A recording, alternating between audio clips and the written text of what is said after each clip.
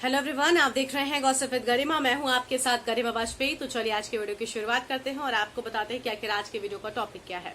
बहुत सारे लोगों ने कमेंट बॉक्स में ये पूछा था कि जो डिबेट में एंकर सवाल करता है, एंकर को वो सवाल कहां से मिलते हैं, क्या उन्हें लिखकर मिलते हैं या फिर वो एंकर खुद उस वक्त ही रेडी करता है, और डिबेट्स पूरी कैसे चलती हैं। इसको लेकर बहुत सारे सवाल आए थे, तो मैंने सोचा इस पर वीडियो बनाऊं और आप लोगों तक ये इन्फॉर्मेशन पहुंचाऊं। देखिए, एंकर न्यूज टीपी पर देखकर पढ़ता है, जिसको लेकर मैंने वीडियो बनाया है। आप जाकर देखिए, टीपी का प्रॉपर लाइव स्टूडियो से वीडियो पड़ा हुआ है और काफी पसंद भी वो किया गया है, आप लोग देखिएगा। लेकिन जब डिबेट्स होती हैं तो सीन थोड़ा सा उल्टा होता है। डिबेट्स में टीपी नहीं चलती है, और डिबेट पहली बात तो जो नॉर्मल एंकर मतलब जो फ्रेशर्स होते हैं, फ्रेशर एंकर होते हैं, वो नहीं करते हैं। जिनको थोड़ा सा एक्सपीरियंस हो जाता है, जिनको थोड़ा सा नॉलेज ज्यादा हो जाता है, सिर्फ वही लोग डिबेट्स करते हैं। तो डिबेट के लिए आपको क्या करना है और सवाल वो कैसे आते हैं। देखिए, डिबेट जब एंकर करता है तो सबसे पहले एंकर को पता होता है पहले से कि आज किस टॉपिक पर डिबेट होगी। हालांकि कई बार ऐसा भी होता है कि नहीं पता होता, सडन कोई मतलब मुद्दा हो गया और उस पर डिबेट शुरू हो जाती है। मतलब तुरंत ही कोई टॉपिक आया, कोई खबर आ गई, उसको लेकर बहुत बड़ी खबर है, तो फिर उसको लेकर डिबेट शुरू हो जाती है। लेकिन जब नॉर्मल डिबेट होती है, जैसे पहले सुबह कुछ हुआ, उसको लेकर शाम को डिबेट होनी है प्राइम टाइम में, तो उसको लेकर पता होता है कि आज शाम 6 बजे इस टॉपिक पर डिबेट होगी। तो एंकर को पहले से बता दिया जाता है कि इस टॉपिक पर डिबेट होगी। अब एंकर का काम ये होता है कि उस टॉपिक को पूरी तरह से पढ़ लेना, यानी कि उस टॉपिक के बारे में पूरी जानकारी हासिल कर लेना, सब कुछ A to Z। क्या विपक्ष का कहना है, क्या पक्ष मतलब क्या सरकार सत्ता के पक्ष का कहना है, और इस पर अन्य लोगों की क्या प्रतिक्रियाएं सामने आई हैं, क्या मुद्दा है, अगर ऐसा होगा तो फिर क्या होगा, मतलब सारे पहलुओं पर उसे नॉलेज होनी चाहिए एंकर को। ये सब कुछ उसे पढ़ लेना चाहिए। लेकिन साथ ही साथ जो मतलब फ्रेशर एंकर, फ्रेशर मैं कह रही हूँ, जो मतलब फ्रेशर के साथ साथ थोड़े बहुत एक्सपीरियंस भी होते हैं, वो भी ये करते हैं। 4, 5, 6 सालों तक आपको ये करना चाहिए। जब आपको 10 साल ज्यादा एक्सपीरियंस हो जाए तो शायद आप फिर क्वेश्चन आपको लिखने की भी जरूरत नहीं पड़ेगी। लेकिन हमेशा एक मतलब फॉर्मेट लेकर चलेंगे ना, तो आपको ईजी होगा चीजों को करने में और डिबेट को अच्छे ढंग से कर पाने में। देखिए, एक प्रॉपर वो कॉपी पेन लेकर लिखते हैं सवाल खुद से, लेकिन ऐसा नहीं होता है कि सवाल कोई लिख कर देता है या टीपी पर लिख कर आता है।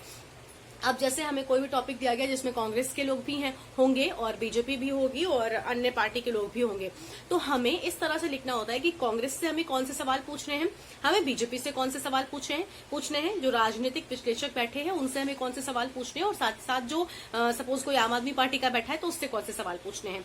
ये चारों लोगों के सवाल अलग अलग, कम से कम अगर आपके 1 घंटे की डिबेट है, 1 घंटे की, कम से कम 5-5 सवाल आपको लिखने हैं। मतलब ये कम से कम मैं बता रही हूँ। जब आप बीच में खुद से भी अगर कोई सवाल पुट कर सकते हैं, आपके अंदर इतनी क्षमता है, तो अलग बात हो गई। वरना कम से कम 5-5 सवाल आपको लिख कर रखने हैं कि हाँ, ये सवाल तो मुझे पूछने ही है हर प्रवक्ता के लिए।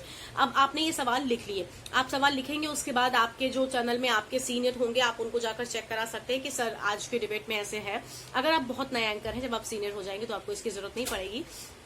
आप चेक कराइए और जाकर देखिए कि आखिर उनको पसंद आए हैं या नहीं पसंद आए हैं। अगर उन्हें कुछ कमी लगेगी तो फिर वो आपको बताएंगे कि इन सवालों को और कम कर लीजिए, मतलब बढ़ा लीजिए, इन सवालों को कम कर दीजिए जो उन्हें नहीं अच्छा लगेगा।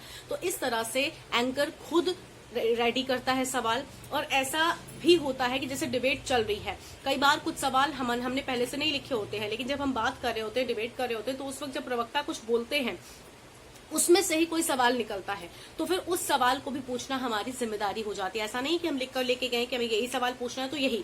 अगर वो कांग्रेस का प्रवक्ता बीजेपी पर हमला बोल रहा है तो उसको लेकर भी हम सवाल उठा सकते हैं कि आप ये कह रहे हैं, आप बीजेपी वाले से हम पूछेंगे कि आपका इस पर क्या कहना है, मतलब वर्सेस होती है ना डिबेट, उस तरह से हम उठा सकते हैं। तो ये सेंस आपके अंदर होना चाहिए। और पहले से कुछ भी नहीं होता है कि बिल्कुल पहले से सब कुछ लिखा होता है कि अब ये सवाल पूछा जाएगा, अब ये ऐसा कुछ नहीं होता है। वो एक मतलब फ्लो में डिबेट जब चलने लगती ना, कई बार हो सकता है कि आपके जो सवाल आप लिख के गए हो उनमें से किसी भी सवाल के पूछने का मौका आपको मिले ही ना, आप ऐसे ही सवाल उनके जवाब में से निकलते रहें और वो वही पूछते रहें, क्योंकि कई बार मुद्दा थोड़ा सा मतलब इधर उधर होते हुए बहुत अलग चला जाता है। हालांकि ऐसा नहीं करना चाहिए, टॉपिक पे रहना चाहिए, लेकिन हाँ, सबसे सवाल पूछना चाहिए और सबके लिए आपको लेकर भी लेके जाना चाहिए। तो टीपी नहीं मिलती है। अगर डिबेट शुरू होने से पहले कोई रिपोर्ट है तो पैकेज पहले से रेडी हो जाता है, पैकेज चलता है। पैकेज के बाद सीधा जो गेस्ट होते हैं उनका इंट्रो करा दिया जाता है जनता से, और उसके बाद डिबेट पर सीधा शुरू हो जाते हैं। तो एंकर को अलर्ट रहना चाहिए इस दौरान और खूब सारी तैयारी मुद्दे से जुड़ी हुई करनी चाहिए।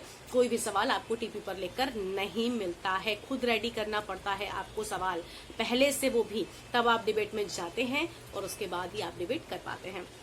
आज का वीडियो आपको कैसा लगा कमेंट बॉक्स में जरूर बताइएगा और अगर वीडियो पसंद आया हो तो आगे भी बढ़ाइएगा और अगर गॉसिप विद गरिमा को अभी तक सब्सक्राइब नहीं किया है तो सब्सक्राइब भी जरूर कीजिएगा। Bye bye, take care.